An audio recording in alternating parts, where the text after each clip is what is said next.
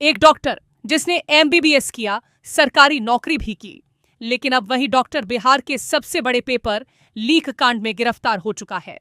सवाल यह है कि आखिर एक डॉक्टर का परीक्षा माफिया से क्या कनेक्शन था?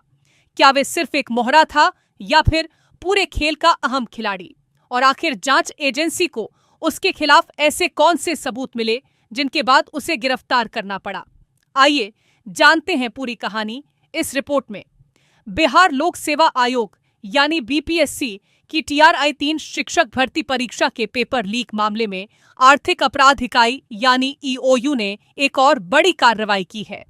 इस बार जांच एजेंसी के निशाने पर आए हैं डॉक्टर मनीष कुमार। शुरुआत में उनका नाम इस मामले में कहीं नहीं था, लेकिन जैसे जैसे जांच आगे बढ़ी वैसे वैसे कई ऐसे सुराग मिले जिन्होंने जांच एजेंसी को सीधे डॉक्टर मनीष तक पहुंचा दिया। अब उनकी गिरफ्तारी के बाद इस पूरे मामले में गिरफ्तार लोगों की संख्या बढ़कर 296 हो चुकी है, लेकिन कहानी यहीं खत्म नहीं होती। जांच एजेंसी का दावा है कि डॉक्टर मनीष कुमार की दोस्ती पहले से ही इस पूरे नेटवर्क के मास्टरमाइंड संजीव मुखिया के बेटे डॉक्टर शिव से थी।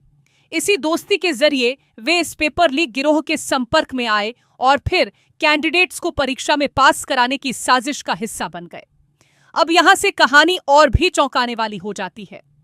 ईओयू के मुताबिक डॉक्टर मनीष को हर कैंडिडेट की सेटिंग कराने के बदले 50,000 रुपए देने का वादा किया गया था, यानी जितने ज्यादा उम्मीदवार उतनी ज्यादा कमाई। आरोप है कि पूरे खेल का मकसद परीक्षा से पहले क्वेश्चन पेपर उपलब्ध कराकर उम्मीदवारों का चयन सुनिश्चित करना था। लेकिन आखिर ये सब होता कैसे था? जांच एजेंसी के अनुसार 15 मार्च 2024 को परीक्षा से 2-3 दिन पहले डॉक्टर मनीष ने पटना से एक गाड़ी रिजर्व कराई। इसके बाद करीब 30 कैंडिडेट्स को लेकर झारखंड के हजारीबाग स्थित कोहिनूर होटल पहुंचे। आरोप है कि इसी होटल में उम्मीदवारों को एग्जामिनेशन का क्वेश्चन पेपर पढ़ाया गया। उन्हें सवाल याद कराए गए ताकि परीक्षा वाले दिन वे आसानी से उत्तर लिख सकें। मनीष और उसके नेटवर्क पर 30 कैंडिडेट से लगभग 1.20 करोड़ रुपए वसूलने का आरोप है। सबसे दिलचस्प बात यह है कि उम्मीदवारों को होटल में छोड़ने के बाद डॉक्टर मनीष खुद वापस पटना लौट आए। जांच एजेंसी का मानना है कि पूरी योजना पहले से तैयार थी और हर व्यक्ति की भूमिका तय थी। अब सवाल उठता है कि आखिर डॉक्टर मनीष हैं कौन? जांच में सामने आया है कि उन्होंने साल 2021 में पटना के एनएमसीएच से एमबीबीएस की पढ़ाई पूरी की थी। इसके बाद कैमूर जिले में सरकारी डॉक्टर के तौर पर नौकरी भी की, लेकिन बाद में उन्होंने सरकारी सेवा से इस्तीफा दे दिया और पोस्ट ग्रेजुएशन यानी पीजी की तैयारी करने लगे। अब वही डॉक्टर खुद पूछताछ के घेरे में हैं। ईओयू लगातार उनसे पूछताछ कर रही है।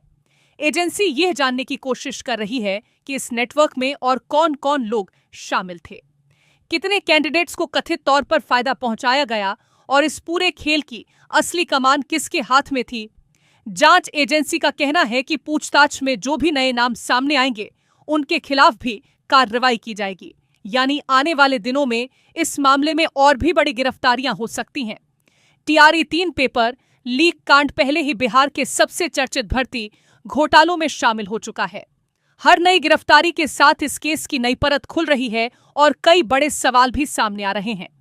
अगर ये सब सच है तो सवाल सिर्फ पेपर लीक का नहीं है। सवाल उस सोच का है जहां चंद पैसों के लिए लाखों युवाओं की सालों की मेहनत और उनके भविष्य से खिलवाड़ किया जा रहा है। अब सबसे बड़ा सवाल यही है, क्या डॉक्टर मनीष सिर्फ एक कड़ी थे या फिर उनके पीछे अभी भी कई बड़े चेहरे छिपे हुए हैं? क्या जांच एजेंसी जल्द ही पूरे नेटवर्क का पर्दाफाश करेगी? इसका जवाब आने वाले दिनों में मिलने वाली जांच की अगली रिपोर्ट और कार्रवाई से मिलेगा। फिलहाल इस मामले पर आपकी क्या राय है? क्या इस तरह के पेपर लीक मामलों में और सख्त कानून बनने चाहिए?